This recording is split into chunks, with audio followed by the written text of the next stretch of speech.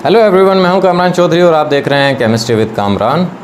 Chemistry important MCQs में आज का जो हमारा एमसीक्यू है वो मोल पार्टिकल कैलकुलेशन को लेकर है। मोल पार्टिकल कैलकुलेशन से रिलेटेड है, जो कि आपके सामने यहाँ पे लिखा हुआ है। अब इस एमसीक्यू को हम लोग देखेंगे, इसकी एक्सप्लेनेशन देखेंगे और फाइनली इसका आंसर देखेंगे। अब यहाँ पे आप देखें क्वेश्चन क्या है। क्वेश्चन ये है कि वो पूछ रहा है आपसे कि the largest number of molecules are present in, सबसे ज़्यादा नंबर ऑफ मॉलिक्यूल्स पाए जाते हैं किस में। ऑप्शंस आपको गिवन हैं चार। पहली ऑप्शन है 3.6 gram of water H2O। Second option है 4.8 gram of C2H5OH ethyl alcohol.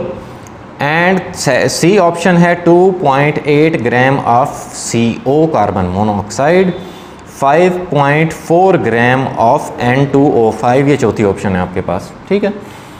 अब देखें, ये बेसिकली ना क्वेश्चन मोल पार्टिकल कैलकुलेशन से रिलेटेड है। यहाँ पर आपको ऑप्शंस में मैसेज गिवन है, ठीक है, और क्वेश्चन में वो आपसे पूछ रहा है कि नंबर ऑफ मॉलिक्यूल्स सबसे ज़्यादा किस में पाए जाते हैं। अब मोल पार्टिकल कैलकुलेशन या मोल मैस कैलकुलेशन को लेकर आपके माइंड में ना दो तरह के फार्मूलाज आते हैं मोल्स के, ठीक है। कौन कौन से, ये आपने class 9 chapter number 1 fundamentals of chemistry में पढ़े हुए हैं दोनों।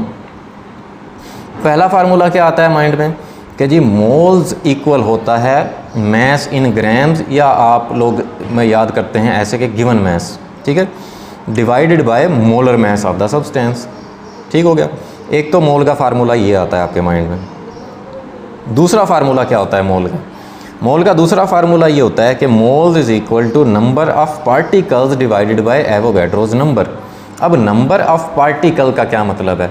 नंबर ऑफ पार्टिकल का मतलब है कि नंबर ऑफ एटम्स हो सकते हैं, नंबर ऑफ मॉलिक्यूल्स हो सकते हैं, नंबर ऑफ आइंस हो सकते हैं, या नंबर ऑफ फार्मूला यूनिट्स हो सकते हैं, ठीक है। अब क्योंकि हमारे क्वेश्चन में वो नंबर ऑफ मॉलिक्यूल्स पूछ रहा है, तो आप मोल्स का फिर ये वाला फार्मूला लिखेंगे कि moles is equal to number of molecules divided by Avogadro's number, जिसको आप Na से रिप्रेजेंट करते हैं। एवोगैड्रो नंबर की वैल्यू आपको पता है, जो कि होती है 6.02 × 10⁻23, ठीक है। अब इन फार्मूलाज को यूज़ करते हुए आपने इस क्वेश्चन को सॉल्व कैसे करना है।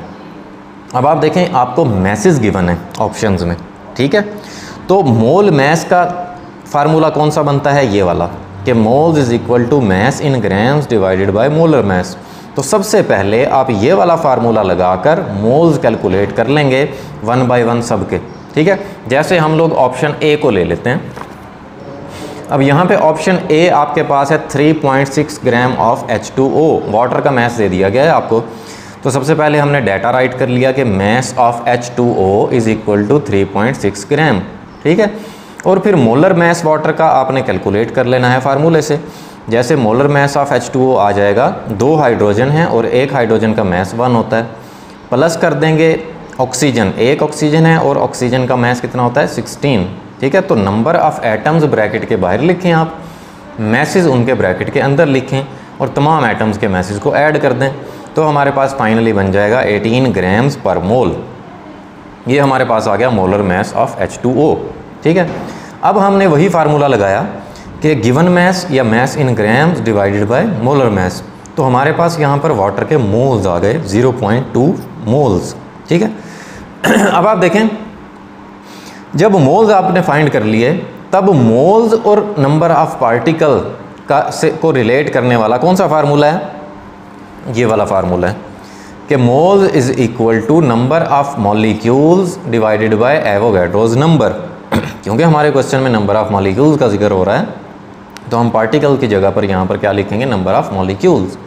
तो नंबर ऑफ मॉलिक्यूल्स आपने कैलकुलेट करने हैं, तो फिर ये एवोगैड्रो नंबर इस तरफ जाकर क्या हो जाएगा? मोल्स के साथ मल्टीप्लाई हो जाएगा। तो मैंने यही राइट किया कि number of molecules is equal two moles multiply by Avogadro number. Moles हमारे पास आ गए थे 0.2, उसको हमने मल्टीप्लाई किया एवोगैड्रो नंबर से। फाइनली आपके पास नंबर ऑफ मॉलिक्यूल्स आ गए 204 टाइम्स 10 पावर 23। ठीक हो गया। अच्छा, बिल्कुल इसी तरह से इसी मेथड को फॉलो करते हुए बाकी की 3 ऑप्शंस के लिए आपने कैलकुलेशन कर लेनी है। ठीक है, तो फिर आप आंसर देख लेंगे कि किसका आंसर बड़ा आता है, किसका आंसर में सबसे ज़्यादा नंबर ऑफ मॉलिक्यूल्स आते हैं।